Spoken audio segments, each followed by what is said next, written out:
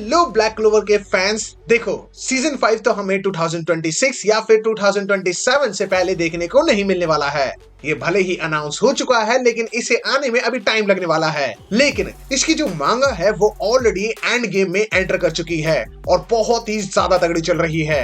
तो उसे पढ़ने के बाद ये सवाल जरूर दिमाग में आता है कि who is the strongest character in the series, और ये डिसाइड कर पाना लिटरली में बहुत ज्यादा टफ होने वाला है, क्योंकि कुछ कैरेक्टर्स की फीट इतनी ज्यादा इंप्रेसिव है कि उनको पोजीशन कर पाना उतना ही ज्यादा मुश्किल है। साथ ही में कुछ कैरेक्टर्स को बहुत तगड़े पावर अप्स भी मिल चुके हैं और कुछ को आने वाले टाइम में मिलने वाले हैं। तो डेफिनेटली ये जो लिस्ट है इसके कुछ कैरेक्टर्स ऊपर नीचे हो सकते हैं जब मांगा खत्म होने वाली होगी, लेकिन फिलहाल के लिए these are the strongest character in the series. सबसे पहले नंबर 10 पे आती है female star of the series, यानी कि नोएल सिल्वा। जो कितनी ज्यादा पावरफुल है ये हमें रिसेंट के चैप्टर में देखने को मिल चुका है, क्योंकि इस बंदी ने सीरीज की one of the strongest female character जो एसियर सिल्वा थी उसको भी सरपास कर दिया है और उसको हराया भी है। भले ही इसके भाई उसमें हेल्प करते हैं, लेकिन हाँ, इसने अपने वाटर मैजिक की जो फीट्स अचीव करी हैं वो डेफिनेटली इसे बहुत ज्यादा स्ट्रॉन्ग बना देते हैं। और ये चीज अभी ही नहीं बल्कि शुरुआत से ही ये बंदी अपनी प्रेजेंस और अपनी वर्थ को प्रूव करती आई है, जिसकी वजह से ब्लैक बुल्स की स्क्वाड के अंदर ये बंदी one of the strongest character में से एक है, जिसने स्पेड किंगडम आर्क के अंदर मैजिक कुला से अकेले फाइट करी थी, क्योंकि बाकी के कैरेक्टर जो इसके साथ मिलकर लड़ते हैं वो कुछ खास हेल्प नहीं करते हैं। लेकिन इस बंदी ने डार्क ट्राइड के एक मेंबर को अकेले डिफीट किया था, जो बहुत ही ज्यादा इंप्रेसिव है। और अपने वाटर मैजिक को तो ये बहुत ही बेहतरीन तरीके से यूज करती है, जिसकी सेंट वल्कायरी फॉर्म को भी ये अनलॉक कर चुकी है। तो हाँ, आने वाले टाइम में इसके पावर अप्स और भी देखने को मिलेंगे, क्योंकि ये और भी स्ट्रॉन्ग होने वाली है। जिसके बाद नंबर 9 पे आता है डार्क ट्राइड का one of the strongest member Zenon Zogratis, जिसने टाइम स्किप से पहले अकेले ही पूरी गोल्डन डाउन जो one of the strongest squad हुआ करती थी उसको सोलो कर दिया था। लेकिन इसकी इतनी इमेंस पावर का आखिर राज क्या है? तो वो होगा इसका बोन मैजिक, जिसे ये बंदा ऑफेंस एंड डिफेंस दोनों के लिए यूज कर सकता है। और ये मैजिक ज़ेनन को इतना ज्यादा ओवरपावर्ड बना देता है कि कोई भी कैरेक्टर टाइम स्किप से पहले इसके सामने खड़ा नहीं हो पाता था। लेकिन स्पीड किंगडम आर्क के अंदर तो ये बंदा और भी ज्यादा पावरफुल हो जाता है जब ये बंदा अपनी 100% फॉर्म को रिलीज कर देता है, जब डेविल हार्ट को ये एक्वायर कर लेता है, जिसकी वजह से यूनो को इससे बैटल करने में काफी ज्यादा प्रॉब्लम होती है। एंड इसके बाद नंबर 8 पे आ जाता है लिचिट, जो टाइम स्किप से पहले यामी से भी काफी ज्यादा पावरफुल हुआ करता था, क्योंकि ये स्वॉर्ड एंड लाइट मैजिक के कॉम्बो को यूज कर सकता था, जो इसे अनबीटेबल बनाती थी, क्योंकि इसने डीमन ज़ाग्रेड के अगेंस्ट अपने अल्टीमेट मैजिक को यूज किया था और अपने अल्टीमेट मैजिक से उसे रोक भी लिया था। इवन एक टाइम पर ये आस्था की सारी स्वॉर्ड्स को भी यूज कर सकता था। और अगर इसको कंपेयर करें बाकी कैप्टन से तो डेफिनेटली इसकी स्पीड सबसे काफी ज्यादा फास्ट है। और उसके साथ अगर इसके माना जोन को कंबाइन कर दिया जाए तो ये बंदा अकेले ही काफी सारे कैप्टन्स को सोलो कर सकता है। तो जरा सोचो, अगर इस बंदे के ऊपर आगे भी ध्यान दिया गया होता तो ये और भी ऊपर जा सकता था। और इसके बाद नंबर 7 पे आ जाता है ब्लैक बुल्स का वाइस कैप्टन, यानी नेचेट फॉस्ट, जो शैडो मैजिक को यूज कर सकता है। और उसकी वजह से ये बंदा 4 डिफरेंट तरह के यूनियन मोड को यूज कर सकता है और उनके वेरिएशंस को भी यूज कर सकता है, जिन्हें ये बंदा अपनी जरूरत के हिसाब से, मतलब कब इसको ऑफेंस करना है, कब डिफेंस और कब इसे एजिलिटी चाहिए, उसके हिसाब से ये अपनी यूनियन मोड को कंबाइन करके वेरिएशन में यूज कर सकता है, जो इसको बहुत ही ज्यादा पावरफुल बना देती है। और अगर इसकी फीट्स के बारे में बात किया जाए तो ये बंदा अकेले ही काफी देर तक खड़ा रहा था हाई रैंक डेविल यानी कि लिलियत एंड नमहा के अगेंस्ट में, और he is also one of those character जो लूसीफेरो के अगेंस्ट में खड़े हो पाए थे और इसने काफी अच्छा खासा डैमेज भी पहुंचाया था। और रिसेंट के चैप्टर में इसने लूसियस की क्लोन से भी बैटल करी थी। अब इसके अलावा अगर तुम्हें नेचेट फॉस्ट के बारे में और भी चीजें जाननी है, जैसे कि उसकी बैक स्टोरी, उसके कौन कौन से मोड कब वो यूज करता है और कौन कौन से डेविल के साथ, वो सारी ही चीजें मैं ऑलरेडी डिटेल में एक्सप्लेन कर चुका हूँ, तो तुम इस वीडियो के बाद उसे भी चेकआउट कर सकते हो। अब इसके बाद नंबर 6 पे जो कैरेक्टर आती है वो इस सीरीज की ही नहीं बल्कि पूरी एनिमे कम्युनिटी की one of the strongest female character है, यानी कि मेरिलियोना वर्मिलियन, जो एक्चुअल में एक ह्यूमन फायर मॉन्स्टर है।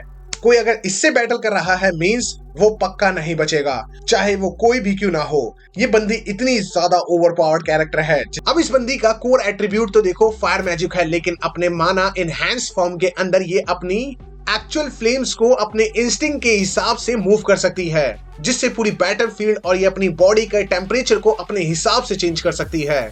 और she is one of those character जिसने अपने माना जोन को कंप्लीटली मास्टर कर रखा है और उसे अनलॉक कर रखा है।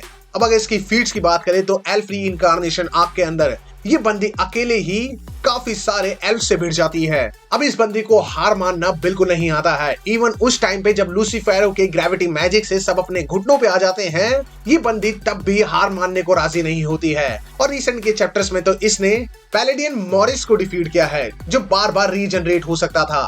और उस बैटल के अंदर इस बंदी ने लिटरली में अपनी सारी बाउंड्रीज को क्रॉस कर दिया था। अब ये बंदी है तो देखो इतनी पावरफुल कि हम इसे टॉप 3 में आसानी से रख सकते हैं, लेकिन there are so many characters जो इससे भी ज्यादा पावरफुल हैं। जिसके बाद नंबर 5 पे एक ऐसा कैरेक्टर जो लिटरली में one of the strongest captain है और हम सभी का फेवरेट यामी सुकीहीरो। और ये इस रैंक पे आना क्यों डिजर्व करता है, ये मल्टीपल टाइम ये प्रूव कर चुका है। जैसे लूसीफेरो वाली बैटल ही देख लो, जब 1-2 अटैक के अंदर सारे ही कैप्टन ढेर हो जाते हैं, लेकिन स्टिल यामी हार मानने को तैयार नहीं होता है और नचेट फॉस्ट के साथ मिलके आस्था को वो पूरा टाइम देने की कोशिश करता है ताकि वो फिनिशिंग ब्लो मार सके। और ये पूरी कोशिश करता है कि ये लूसीफेरो को रोक सके।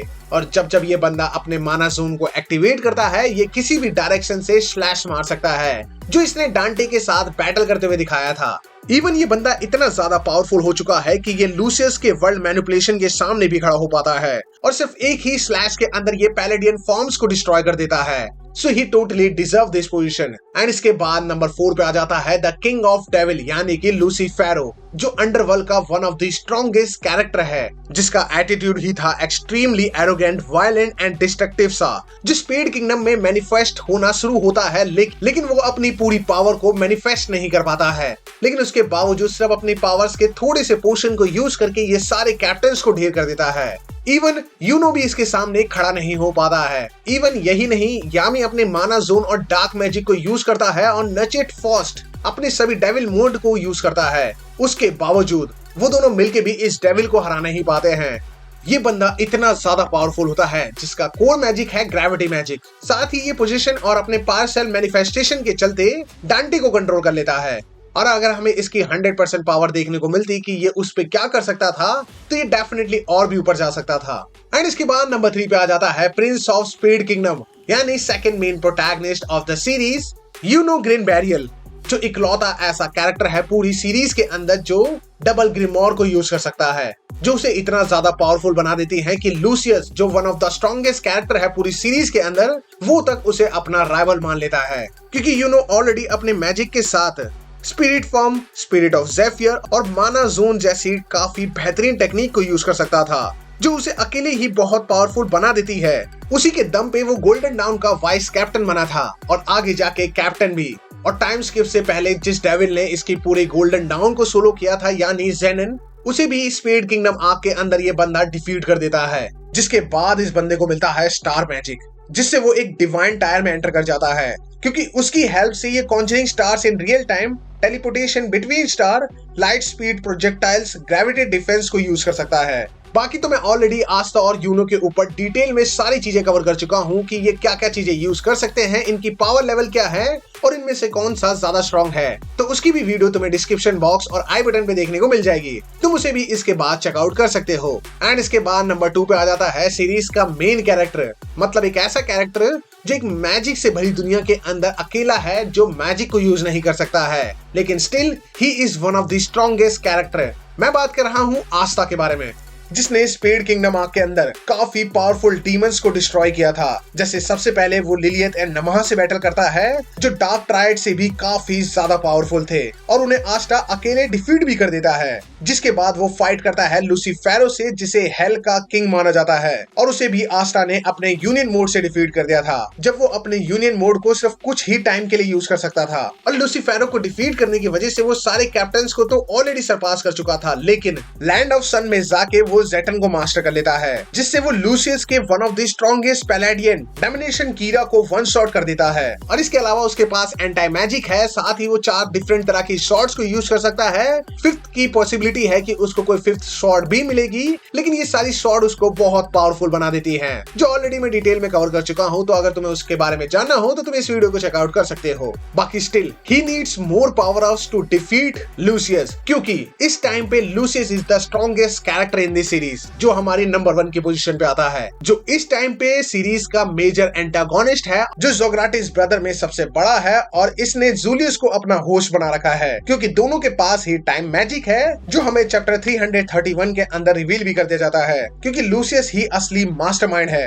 अब टाइम मैजिक के अलावा इसके पास 4 ऐसी मैजिक हैं जो इसको एक कंप्लीट पावर हाउस बना देती हैं, जैसे कि soul, body, bone and blood, जहां सोल मैजिक को यूज करके ये बंदा किसी की भी सोल को रीराइट कर सकता है, यानी किसी की मेमोरी, विल और पावर ये सब कुछ रीराइट कर सकता है। इस बंदे के लिए सब पॉसिबल है और इसी चीज को यूज करके इस बंदे ने एक्सट्रीमली पावरफुल पैलेडियन फॉर्म्स को जनरेट किया था, जो सभी नाइट्स पे भारी पड़ती हैं। और उनमें से कुछ पैलेडियन फॉर्म्स जो बहुत ज्यादा पावरफुल हैं, वो थी मॉरिस, एशियर सिल्वा, हेथ, डेमिनेशन कीरा, जिन्हें डिफीट कर पाना किसी के लिए भी आसान नहीं था। साथ ही बोन मैजिक को यूज करके ये बंदा ज़ेनन की तरह अपने ऑफेंस एंड डिफेंस को बहुत पावरफुल बना सकता है, और ब्लड मैजिक को यूज करके वो ब्लड को मैनिपुलेट करके काफी पावरफुल अटैक्स कर सकता है, साथ ही रिजेनरेशन भी कर सकता है। और ये सारी ही एबिलिटीज उसको सीरीज का one of the strongest character बना देती हैं। और हाँ, इसे डिफीट करने के लिए हर कैरेक्टर को अभी बहुत बड़े पावर अप्स की जरूरत है, क्योंकि इसे हरा पाना अभी तो इम्पॉसिबल सा है। बाकी हाँ, आने वाले चैप्टर्स में हमें ये डेफिनेटली पता लगने वाला है कि किस कैरेक्टर को कौन सा पावर अप मिलेगा